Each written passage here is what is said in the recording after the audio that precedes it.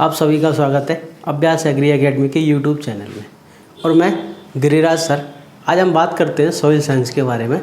Soil science का lecture number 1 है हमारा, ठीक है। तो सॉइल साइंस में हमको पढ़ना क्या क्या रहता है, एग्जाम में किस तरह से एग्जाम में क्वेश्चन आते हैं, तो मैं आपको बताता हूँ कि सॉइल साइंस में सबसे पहले हमको पढ़ना पड़ता है कि सॉइल साइंस की डेफिनेशन क्या है, मीन्स सॉइल है क्या, सॉइल साइंस की ब्रांचेस कौन कौन सी है, सॉइल का फॉर्मेशन कैसे होता है, रॉक से होता है, मिनरल से होता है। तो रॉक्स और मिनरल्स पढ़ना होता है। पहली यूनिट के अंदर हमको पढ़ना होता है सॉइल क्या है, ठीक है, सॉइल की ब्रांचेस क्या है, रॉक्स क्या होती है, मिनरल्स क्या होती हैं, ठीक है, प्राइमरी मिनरल क्या है, सेकेंडरी मिनरल क्या होते हैं, रॉक्स। तो रॉक्स के तीनों टाइप, इग्नियस, सेडिमेंट्री, मेटामॉर्फिक, ठीक है, डिफरेंट। इसके बाद सेकंड आते हैं फिजिकल प्रॉपर्टी ऑफ सॉइल। तो हम पहले लेक्चर में बात करने वाले हैं अभी सिर्फ सॉइल की, कि सॉइल क्या है, सॉइल की डेफिनेशन क्या है, सॉइल की ब्रांचेस क्या क्या होती है, ठीक है, और अर्थ क्रस्ट क्या होता है। ये अधिकतर एग्जाम में आता है, अर्थ क्रस्ट क्या है, उन सब के बारे में आज हम बात करने वाले इस लेक्चर के अंदर।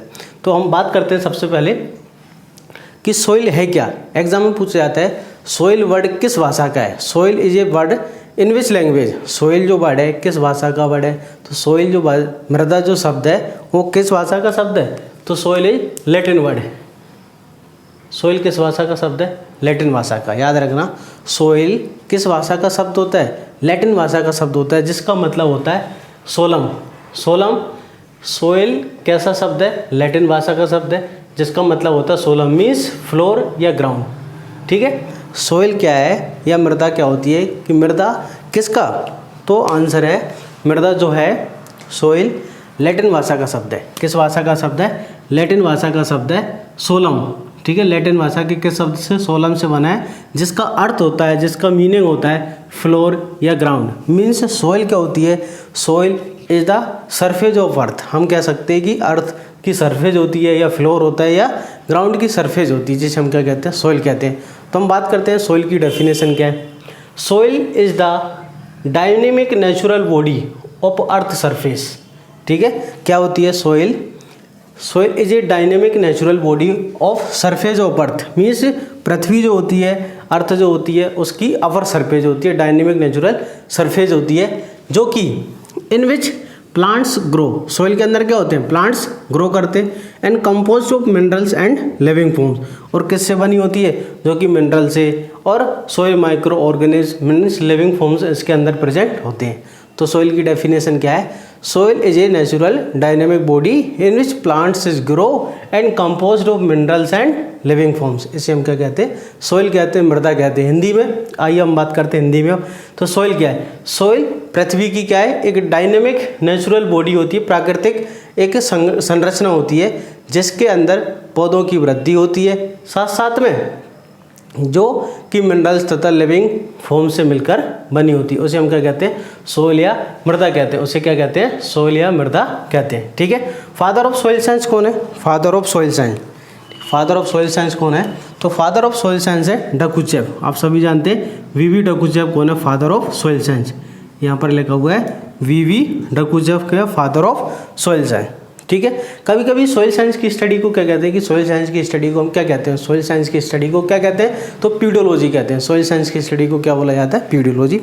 तो हम बात करते हैं सॉइल साइंस की दो ब्रांचेस होती है मेनली, एक होती है सॉइल एडाफोलॉजी और एक होती है सॉइल पीडोलॉजी, ठीक है। सॉइल साइंस की कितनी ब्रांचेस होती है, दो, एक एडाफोलॉजी होती है और दूसरी कौन सी होती है, पीडोलॉजी होती है, ठीक है। कभी कभी आता है कि सॉइल क्या है, तो soil soul of infinite life. Soil क्या है, सोल ऑफ इनफाइनाइट लाइफ। इसका मतलब होता है कि जो मृदा होती है अनंत जीवन की आत्मा।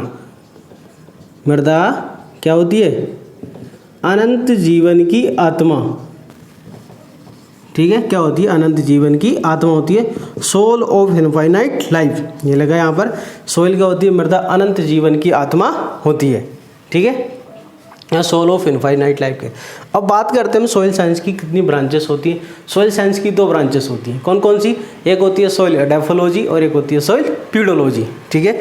आइए देखते हैं कि सॉइल एडाफोलॉजी क्या होती है। ये एग्जाम में पूछे जाते हैं सॉइल साइंस की कौन कौन सी ब्रांचेस होती हैं, सॉइल पीडोलॉजी और सॉइल एडाफोलॉजी। तो सॉइल पीडोलॉजी क्या होती है, सॉइल पीडोलॉजी या सॉइल एडाफोलॉजी। सबसे पहले हम किसकी बात करते हैं, एडाफोलॉजी की। It is the study of various properties of soil in relation to plant growth, nutrient availability and yield of the crop production. क्या होता है कि मृदा के उन संरचनाओं की, उन स्ट्रक्चर की, उन किसकी अध्ययन करते हैं, प्रॉपर्टीज़ का अध्ययन करते हैं जो कि प्लांट ग्रोथ से संबंधित होती है। एडाफोलॉजी के अंदर हम किसकी स्टडी करते हैं, सॉइल प्रॉपर्टीज़ की। एडाफोलॉजी के अंदर किसकी स्टडी करते हैं हम, सॉइल प्रॉपर्टी, मृदा के गुण की, मृदा की वाटर होल्डिंग कैपेसिटी कैसी है, ठीक है, उसके अंदर न्यूट्रेंट अवेलेबल कैसे हैं, उसकी सॉइल पीएच कैसी है, इसका ईसी कैसा है, ठीक है। इस जितनी भी सारी जो फिजिकल प्रॉपर्टीज होती है, केमिकल प्रॉपर्टी, उन सब का क्या करते हैं हम, स्टडी करते हैं, ठीक है। In relation to the plant production means जिससे कि प्लांट की ग्रोथ हो, यील्ड प्रोडक्शन ज़्यादा हो। आ रहा है बात समझ में। तो एग्रीकल्चर के पर्पज से अगर देखा जाए, फार्मर को किससे मतलब है, फार्मर को मतलब है एडाफोलॉजी से। फार्मर को किससे मतलब है, एडाफोलॉजी से, ठीक है ना। इस एडाफोलॉजी में किसकी स्टडी करते हैं, properties of soil in relation to the plant growth. Means soil के कौन कौन से कैरेक्टर, सॉइल की कौन कौन सी प्रॉपर्टी जो कि प्लांट की ग्रोथ से संबंधित होती है, प्लांट की वृद्धि से, प्लांट ग्रोथ से रिलेशन होती है, उन्हें क्या कहते हैं हम, सॉइल एडाफोलॉजी कहते हैं, ठीक है। न्यूट्रिएंट अवेलेबिलिटी दूसरा इंपॉर्टेंट कि सॉइल के अंदर न्यूट्रिएंट कौन कौन से हैं, कौन कौन सी डेफिशिएंसी है, हमको कितनी न्यूट्रिएंट की आवश्यकता है ग्रोथ के लिए, एंड यील्ड ऑफ, ठीक है। आपसे एग्जाम में क्वेश्चन पूछा जाएगा कि क्रॉप की यील्ड या प्रोडक्शन के लिए, क्रॉप प्रोडक्शन के लिए कौन सी ब्रांच इंपॉर्टेंट है, एडाफोलॉजी या पीडोलॉजी, तो हमको क्या बताना है, तो सॉइल एडाफोलॉजी क्या होती है, किसके लिए, प्रोडक्शन के लिए रिलेशन में होती है। सॉइल एडाफोलॉजी क्या है, ग्रीक भाषा के दो वर्ड से मिलकर, सॉइल एडाफोलॉजी क्या होती है, ग्रीक भाषा के दो शब्दों से मिलकर बना होता है। सॉइल एडाफोलॉजी कितने, ग्रीक भाषा के दो शब्दों से मिलकर बना होता है। सॉइल एडाफोलॉजी ग्रीक भाषा के दो शब्द होते हैं, एडाफोज और लोगस, ठीक है। एडाफोज मतलब सॉइल और लोगस मतलब स्टडी। एग्जाम में पूछा जाता है according to edaphology soil is natural habitat, ठीक है। अकॉर्डिंग टू एडाफोलॉजी सॉइल क्या होती है, तो soil is natural habitat. Clear है, किसके अकॉर्डिंग, तो एडाफोलॉजी के अकॉर्डिंग सॉइल क्या होती है, सॉइल इज नेचुरल हैबिटेट, ठीक है, प्राकृतिक आवास। मृदा क्या है, एक प्राकृतिक आवास है। एग्जाम में पूछा जाएगा कि एडाफोलॉजी के अनुसार सॉइल क्या होती है, प्राकृतिक आवास। आवास मतलब रहने की जगह, किसके लिए, प्लांट के लिए, ठीक है। नेक्स्ट होता है, नेक्स्ट पीडोलॉजी। तो पीडोलॉजी के अंदर स्टडी की जाती है study of origin, classification and description of soil. Means soil का ओरिजिन कैसे हुआ है, सॉइल की कितनी क्लासेस है, उसका क्लासिफिकेशन क्या है, उन सब क्लासेस का डिस्क्रिप्शन क्या है, उन सब की अगर स्टडी करते हैं तो उसे क्या कहते हैं, पीडोलॉजी। पीडोलॉजी के अंदर हम किसकी स्टडी करते हैं, हमको यहाँ पर फिजिकल प्रॉपर्टी से कोई लेना देना नहीं है, उसके न्यूट्रिएंट से कोई लेना देना नहीं है, उसकी पीएच से कोई लेना देना नहीं है। हमको किससे मतलब है, हमको मतलब है कि उसका ओरिजिन कैसे हुआ है, किस रॉक से हुआ है, ठीक है ना। ओरिजिन जो होता है वो रॉक से होता है। क्लासिफिकेशन वो किस क्लासेस के अंदर आती है, ठीक है। इसके बाद उस क्लासेस का डिस्क्रिप्शन, हमको इससे मतलब है। तो पीडोलॉजी के अंदर हम किसकी स्टडी करते हैं, पीडोलॉजी के अंदर सॉइल का ओरिजिन, क्लियर है, क्लासिफिकेशन, डिस्क्रिप्शन, इन सब की स्टडी की जाती है।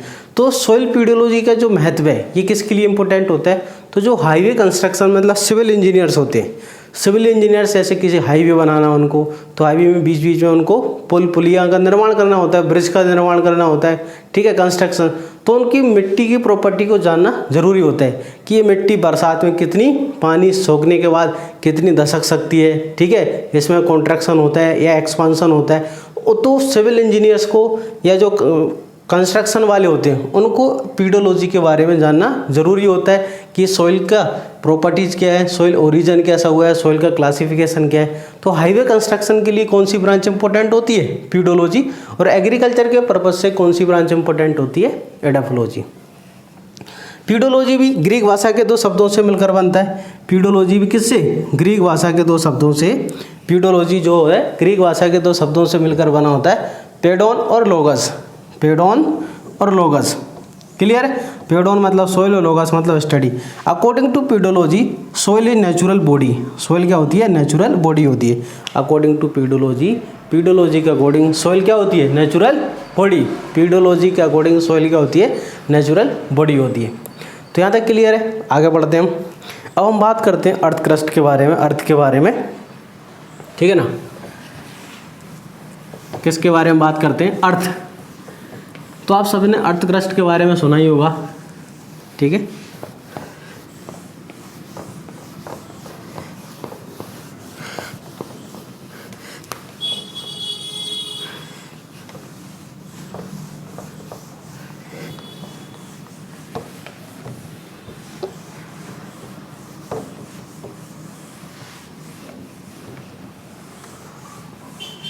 ठीक, अर्थ के बारे में बात करते हैं हम।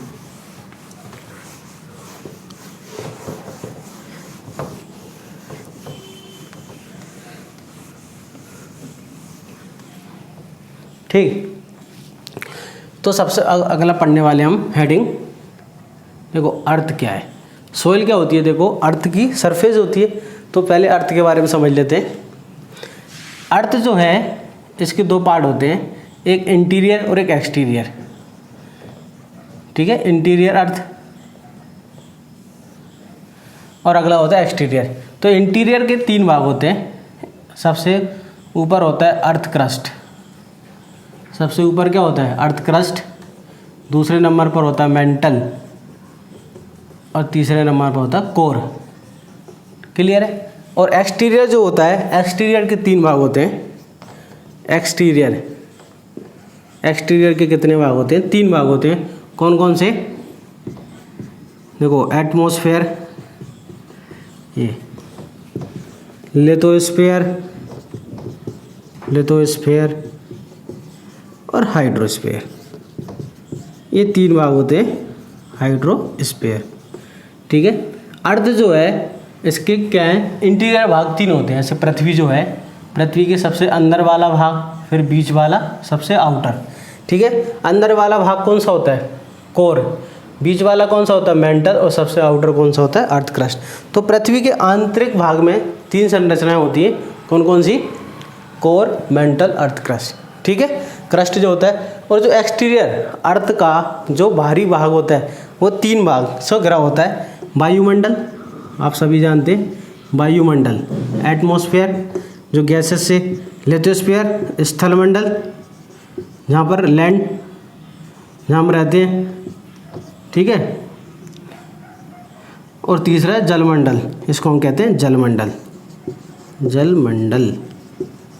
तो एक्सटीरियर भाग कितने होते हैं अर्थ के? तीन। जो गैसों से घिरा होता है उसको वायुमंडल कहते हैं। जो गैसेस होती है और जहाँ पर पानी नहीं होता, स्थल होता है मीन्स लैंड होती है, जहाँ पर जीवन होता है मीन्स लाइफ होती है, जहाँ रहते हैं लोग, तो लिथोस्फीयर। और हाइड्रोस्फीयर जहाँ पर पानी भरा होता है। तो पृथ्वी की कितनी 70% हिस्से पर कितना वाटर है? ओशियंस होते पानी है। ओनली 30% एरिया क्या है? लिथोस्फीयर होता है। मीन्स विदाउट पानी है, यहाँ पर ओशियन नहीं है। तो यहाँ पर एनिमल्स या जो इंसान वगैरह वो सब रहते हैं या नहीं भी रहती, फॉरेस्ट है जो है। तो मीन्स 30% भाग में पानी नहीं है और 70% भाग में क्या है? पानी है। अब बात करते हैं, एग्जाम में पूछा जाता है, ये अपने एग्जाम में बहुत कम पूछा जाएगा।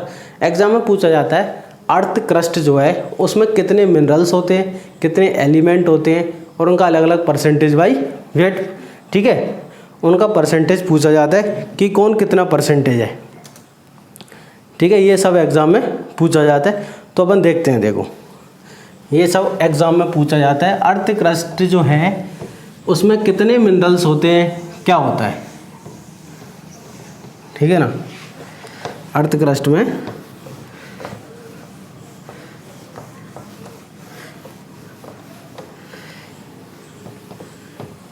देखते हैं हम। ठीक, अर्थ क्रस्ट।